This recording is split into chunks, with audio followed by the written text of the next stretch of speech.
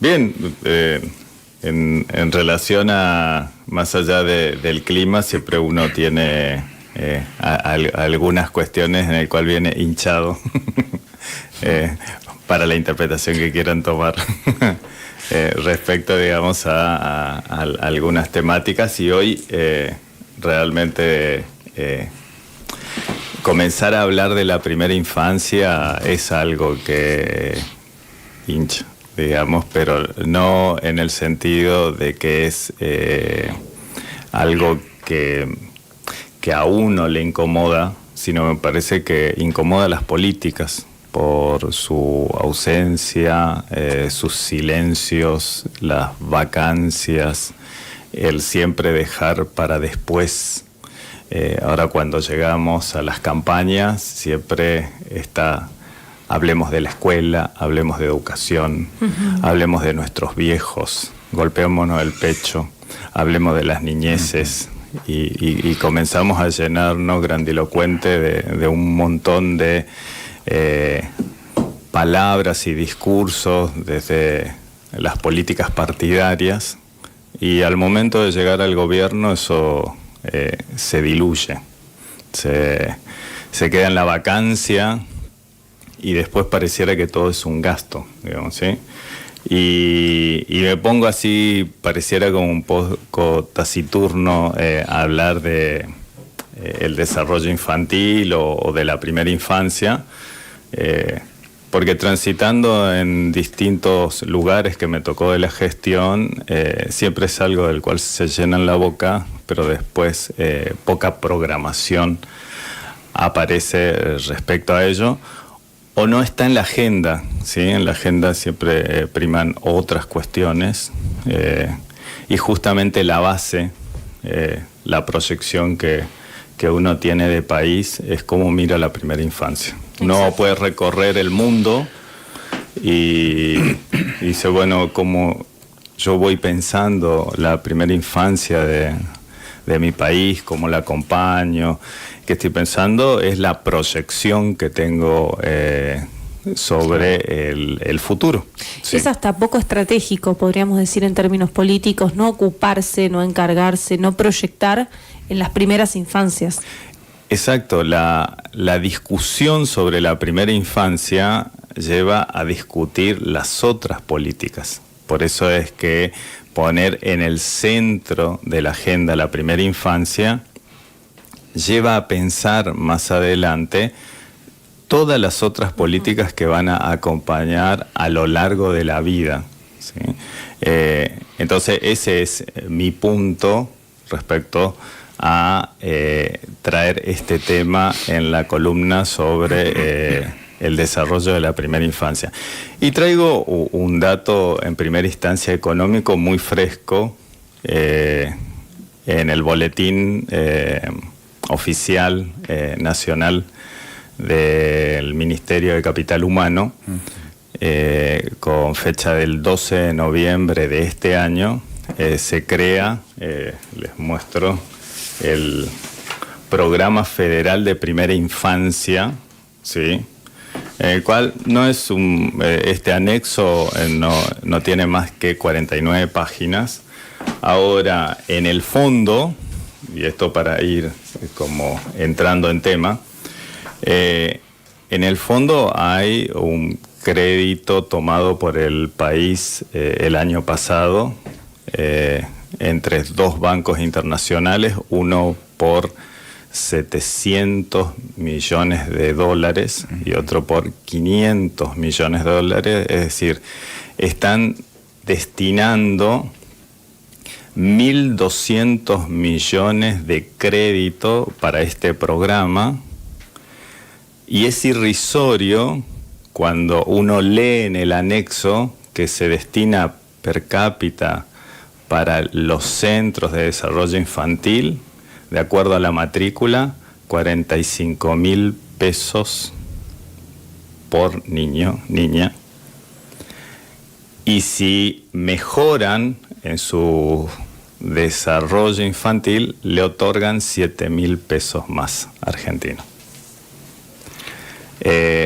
Entonces ahí uno ve la hipocresía de la política que desarrollan.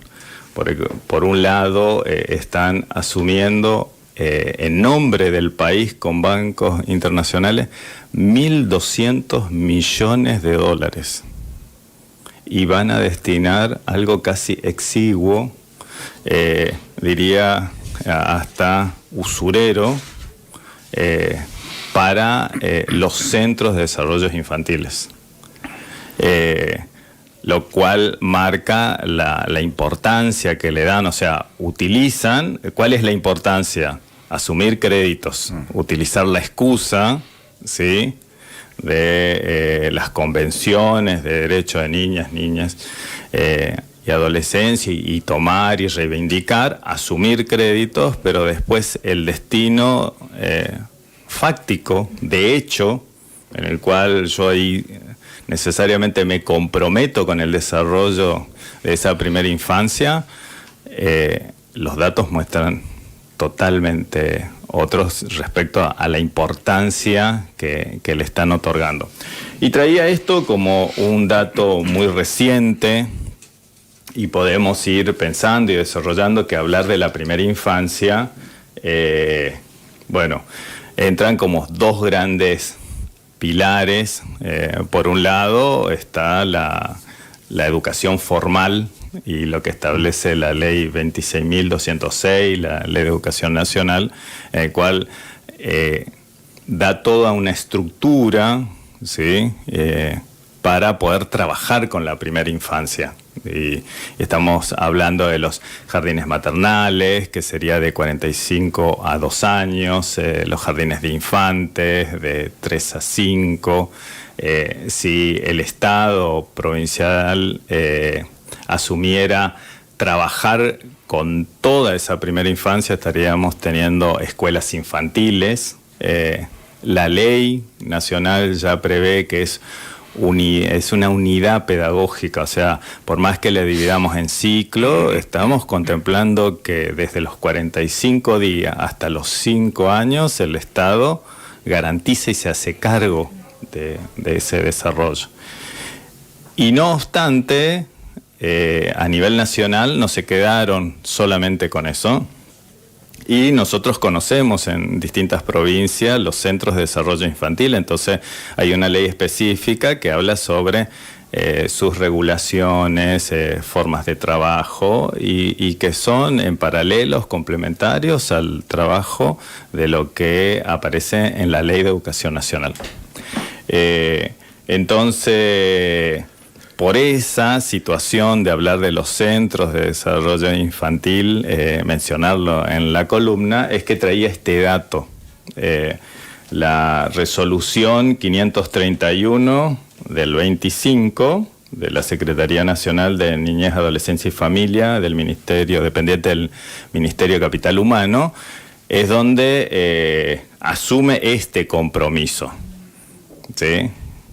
Por un lado, el compromiso de adoptar un crédito muy interesante que desplegaría robustamente cualquier programa, pero resulta que se destina casi nada. Y después, si uno lee lo que uno tiene que seguir como rendimiento, es casi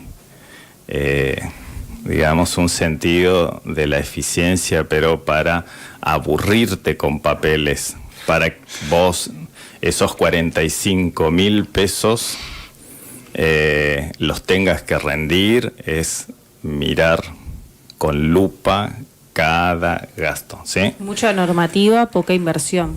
Exacto, ¿sí? Hay alguien que en el medio, o sea, si hablamos de puente, digo, entre el crédito asumido y las políticas implementadas, hay alguien en el puente que me parece que se va quedando con algo, ¿sí? En ese vínculo entre el dinero que tenemos y el dinero que utilizamos, se fuga, ¿sí? No hay derrame, dirían ellos, ¿sí? Fuga. Hay fuga, ¿sí? Entonces me parece que en las distintas políticas estamos teniendo eso de que resulta que se invierte algo o te dicen nominalmente que están invirtiendo, en la implementación eso no se observa, entonces, bueno, me queda de sentido común, alguien estará usando ese dinero de otra forma.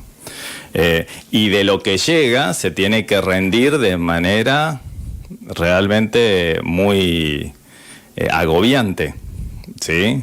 Casi en términos usureros. Pero bueno, esta es mi presentación para poder mirar el desarrollo de la primera infancia sobre dos pilares, ¿sí? Un pilar que está puesto en torno a la educación formal y otro pilar puesto sobre las políticas sociales, que son los centros de desarrollo infantil. Y sobre esto, digamos, si había mencionado la organización que tiene para nosotros en educación, mirando la primera infancia y el trabajo, y para qué, por qué estamos hablando, para qué estamos hablando de desarrollo infantil temprano, ¿sí? Y porque cuando nosotros estamos creciendo, ¿sí? Estamos madurando nuestras funciones, no son solamente orgánicas, ¿sí? Que son por supuesto necesarias y atendibles, y por eso traía así en relato dimensiones como, por ejemplo, una dimensión motora. Entonces uno entiende por qué en la educación inicial hablamos de educación física, de áreas de juego, de recreación. O sea, no es que lo ponemos a los chicos a entrenar, ¿sí? Pero esta energía vital que tenemos todos, uno puede ver en un bebé, digamos, en un niño, digamos, en primera instancia, cuando todavía el lenguaje no está totalmente presente, pero sí la actividad. Pero uno mira a un niño observa a un niño de 1 año, 2 años, y es una hiperquinesia, un movimiento constante. Entonces, ese movimiento, culturalmente, ¿cómo lo vamos, dirían los psicólogos, sublimando? ¿Sí? Vamos poniendo que esa sobreenergía que tenemos, lo pongamos en algo que produzca. Y en ese algo que produce es el juego. Es el juego, la recreación, el deporte, y entonces hablamos la dimensión motora, ¿sí? Pero esa dimensión motora no va solo en la primera infancia. Si yo estoy desarrollando un juego, estoy pensando. En la columna anterior habíamos hablado de esto de la cuestión del ocio, de cómo en la docencia pensar que hablar de ocio es hablar del pensar. Y en las niñeces el pensar está en el juego. El desarrollo cognitivo, el desarrollar una historia. Pensemos nosotros en lo que hacíamos de niño, las historias que nos tejíamos con unas chapitas, los calafates, con lo que fuera, ¿sí? Sí. Ahora, para esos juegos, yo estoy hablando de una infancia cuidada. Una infancia que tiene un contexto que le permite tener sus necesidades básicas satisfechas. Porque si yo tengo, dice el refrán, panza llena, corazón contento, ¿sí? Si tengo abrigo, tengo alimento, entonces puede aparecer el juego. Porque me doy al ocio. Es casi vital. Si uno lee el desarrollo humano en la historia, el humano comenzó a desarrollar la agricultura cuando tuvo determinadas necesidades básicas cubiertas. Y entonces hablamos de agricultura porque estamos hablando de pensar el desarrollo de algo Y para eso me senté a pensar, pero porque ya había otras necesidades cubiertas. Entonces, en los niños pasa lo mismo. Nosotros cuando iniciamos nuestra historia vital, cuando tenemos esas necesidades cubiertas, podemos dedicar tiempo al ocio. Y el ocio en la niñez es el juego. Y el juego es desarrollo motor, cognitivo. Te vengo escuchando. Hola Jorge, ¿cómo estás? Hola, ¿cómo estás, Nel? Ahí venía escuchando atentamente esta línea que venís siguiendo y mencionabas al principio que para vos era una preocupación que discursivamente se diga, ¿no? Y se fomente, ¿no? El desarrollo infantil y la inversión en las primeras infancias. Al día de hoy, ¿cómo viene ese número? Si lo tenemos que traducir después en lo que se ve en la práctica, en la realidad social hoy. Los números en términos, yo titulo ahí luces y sombras, digamos. La sombra, según una encuesta, porque si uno lee esta resolución que mencioné, la 631, toma datos del censo que han hecho otros gobiernos, ¿sí? Del 2019, 20 y anteriores, ¿sí? Y se basan en esos datos, ¿sí? Para tomar los créditos actuales y el programa. En esos datos, si uno, la fotografía que ofrece sobre 3 y 4 años es que solo un 40% de la población estaría, fíjense, un dato del 2019-20, sí. Podemos decir... Un siglo atrás. Cómo estaba el país 19-20, ¿sí? Y cómo está el país ahora, ¿sí? Y con el 19-20, con los datos del 19-20, no estamos hablando ni un 50%, o sea, de cada 10 niños, 6 no llegan a un desarrollo adecuado en lo que llamaríamos alfabetización y numeración. Y uno podría decir, bueno, el conocimiento numérico, la alfabetización, no están hablando muy tempranamente, niños de 3, 4 años, eso no es para la primaria, para más adelante, ¿por qué se desgarran las vestiduras respecto a esto? El desarrollo es progresivo. El encuentro, ¿sí? Con el lenguaje, para yo encontrarme a los 6, 7 con la escritura, antes me tengo que encontrar con el lenguaje hablado. ¿Sí?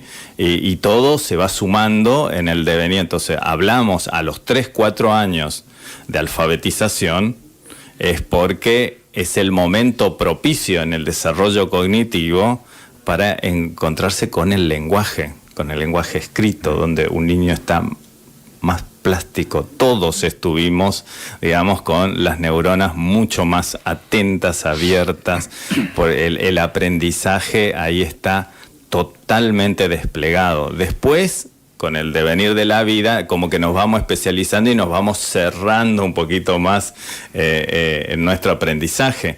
Pero es alarmante este dato de hablar del 19-20, que solo el 40% accede a un desarrollo pleno.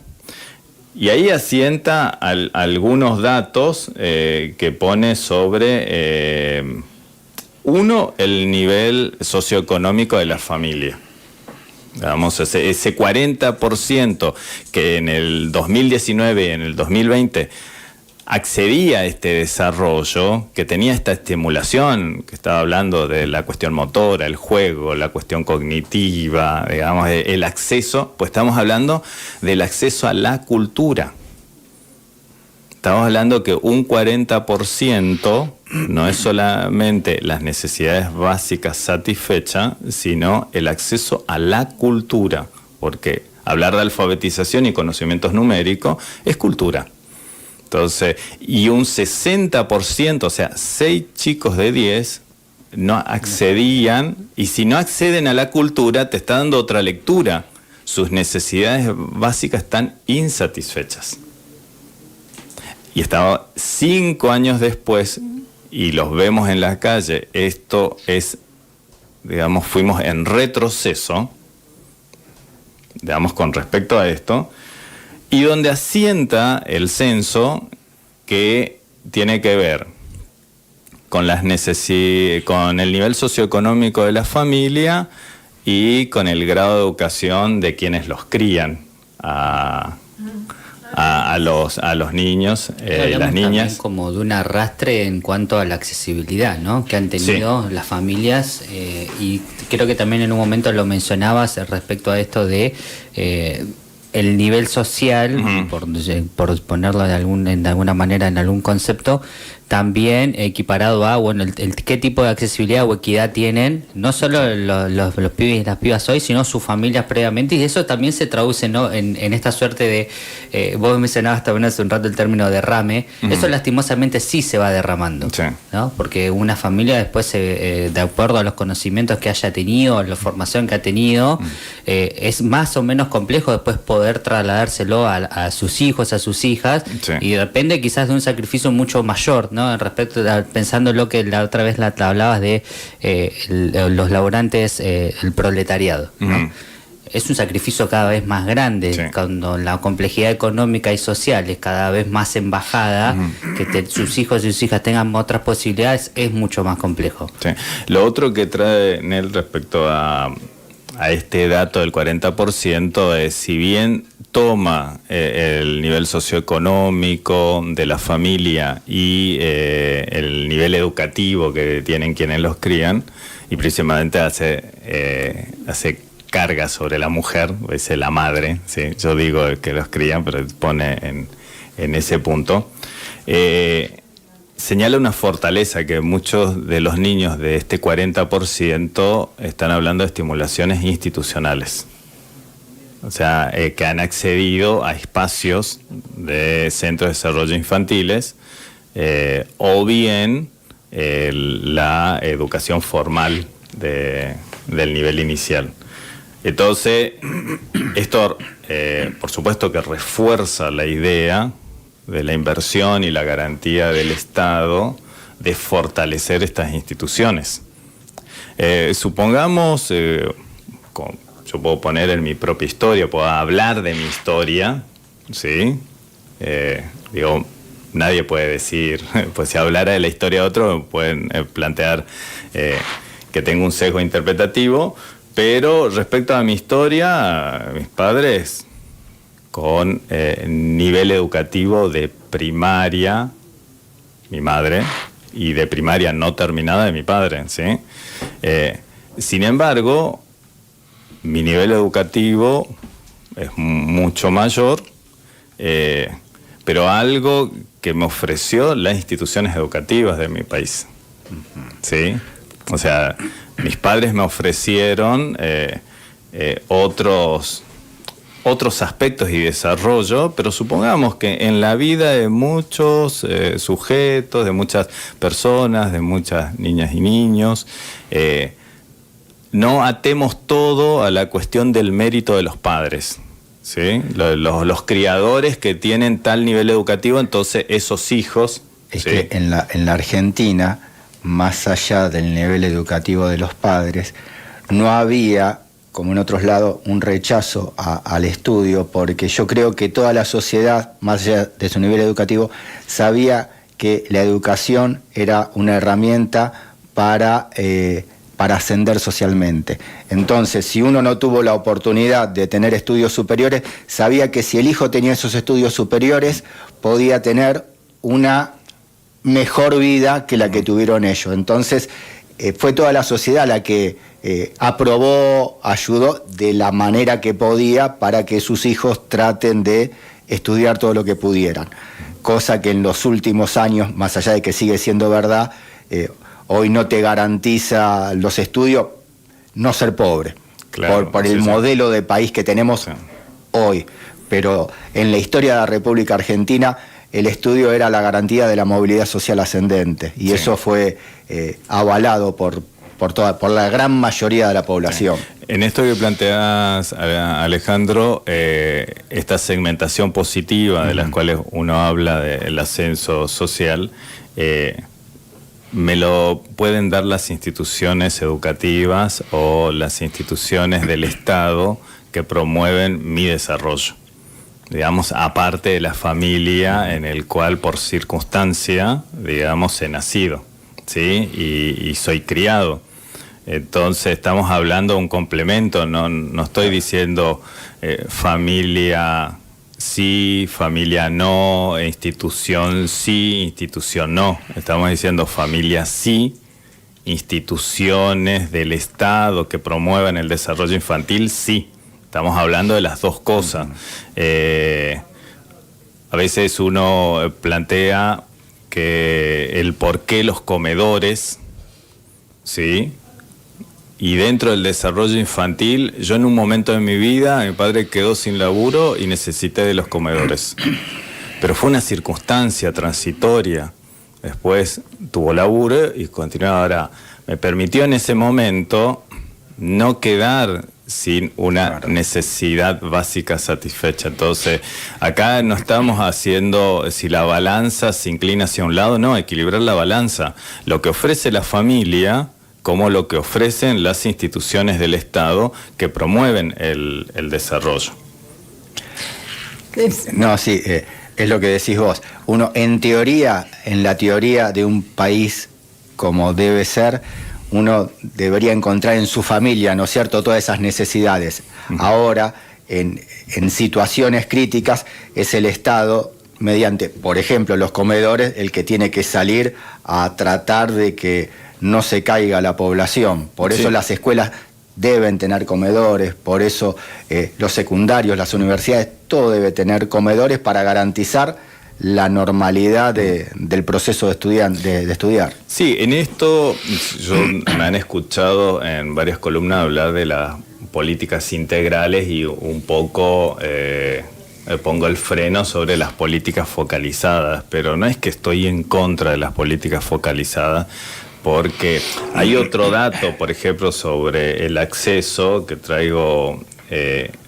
Todo estoy hablando de datos del 2019, el 20 pre-pandemia. Claro, de los cuales esto puede estar mucho más agravado hoy, o el índice se pudo haber bajado, pero, por ejemplo, respecto a al acceso, que es lo que estábamos hablando ahora, la región pampeana en ese momento tenía un índice de casi el 90% de acceso, mientras que el NOA al 80%, o sea, por lo tanto, había un desbalance de equidad territorial respecto a las propuestas de los centros de desarrollo infantil o las propuestas pensadas o programas para fortalecer el desarrollo infantil, que está como desbalanceado. Entonces ahí sí aplica, mirando el panorama general de mi país, ¿sí? O podría decir de mi provincia, de no segmentar solamente zona norte, zona sur, sino mirando, digamos, mi provincia grande, mirando mi país, ¿sí? Poder uno decir, bueno, ¿quién necesita más? Entonces ahí aplico, pero siempre en el contexto de una política integral, digamos, aplico, uno diría, como mayor beneficio o mayor mirada o una priorización y llamaría ahí, digamos, una acción territorial, ¿sí? En esa política integral yo ofrezco una priorización territorial y hago esta segmentación también de sentido positivo, digamos, ¿sí? No quedarnos con las políticas, a veces critico la política focalizada, porque tiene el sesgo las políticas focalizadas que miro solo un aspecto, por ejemplo, el desarrollo infantil, que yo veo el aspecto motor. Claro. Y me olvido que hay un aspecto cognitivo, socioafectivo. Exacto. Entonces lo único que me interesa es entrenar el cuerpo. Y no se trata de entrenar el cuerpo, ¿sí? Se trata de mirar todos los aspectos de la vida de un sujeto. Porque es como cuando en las escuelas nos centramos solamente en los aspectos conceptuales y no nos importa el deporte, la actividad física, el desarrollo recreativo, la cultura, las artísticas, no, porque esos son de segundo plano, no son importantes. Lo importante solamente son la lengua y la matemática, ¿sí? No, la lengua y la matemática es importante, como lo artístico, lo deportivo, lo recreativo, vamos, eso es, mirar, puede ser que en un tiempo yo le dedique o le dé mayor densidad, y eso en educación llamamos enseñanza intensiva, ¿sí? No extensiva, ¿sí? Sino intensiva. Le dedico y priorizo algo, ¿sí? A los estudiantes en formación docente, yo les digo de qué manera se prioriza un contenido, un conocimiento escolar. Por supuesto, se hace un silencio, me mira, ¿qué quiere inciso? ¿Sí? Y le digo con los objetivos. Para mí todo el contenido es importante. Acá sería todo el desarrollo infantil, para mí es importante.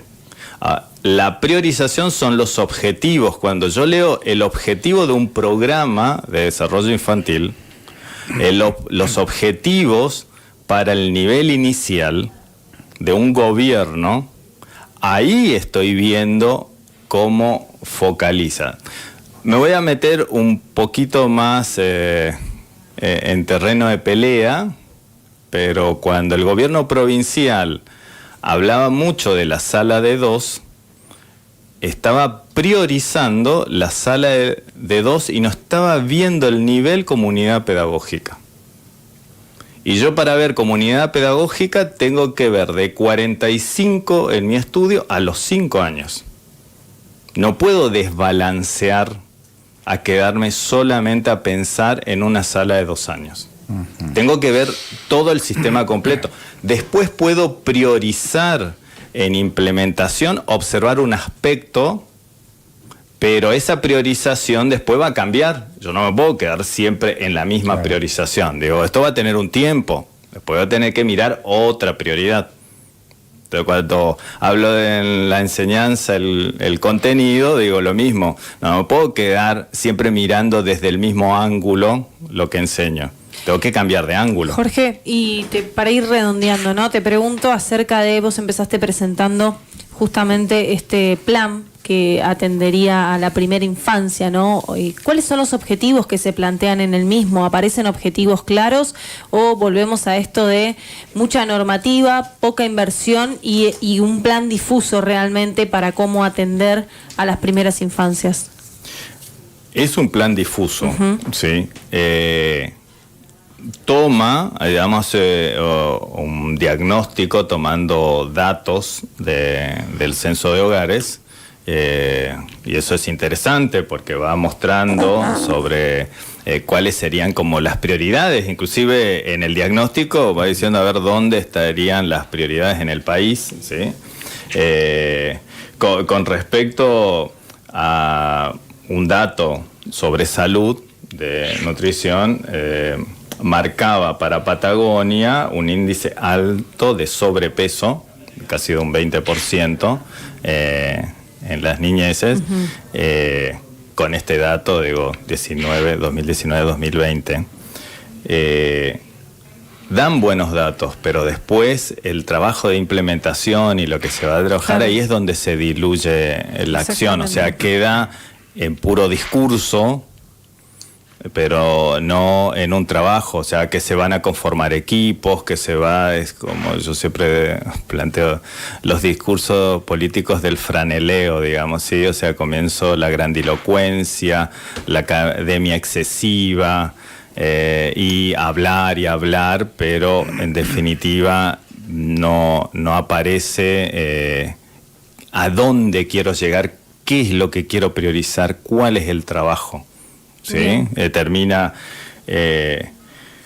Y esto, si lo llevo para dejar, digamos, como un tema que es el tema en educación, y es cómo pensar, y lo adelanteo un poco, enseñanza integral e intensiva en el nivel inicial. Y ustedes me preguntarían, ¿cómo? Y ese cómo, digo, bueno, una de las estrategias podría ser la jornada completa para el nivel. Muy bien, me gustó ese cierre. Sí. Me gustó ese cierre que abre otras puertas Sí, para sí. seguir discutiendo justamente en esta línea de pensar una educación desde una mirada integral, pensar en atender a las necesidades de las infancias y con una mirada estratégica puesta en una proyección real en el sistema educativo. Jorge, ¿te parece si dejamos por acá? Sí. Muy bien. Sí. Y ya queda siguiente tema para seguir abordando lo que podrían ser las jornadas completas, ¿no? Que hoy Exacto. aparece como un gran debate dentro de las instituciones educativas y sobre todo lo que tiene que ver con el nivel inicial. Muchísimas gracias por toda esta información. Espero que la audiencia haya disfrutado tanto como nosotros. Nos vamos a una breve pausa musical y a la vuelta más títulos en Tripulantes de la Mañana.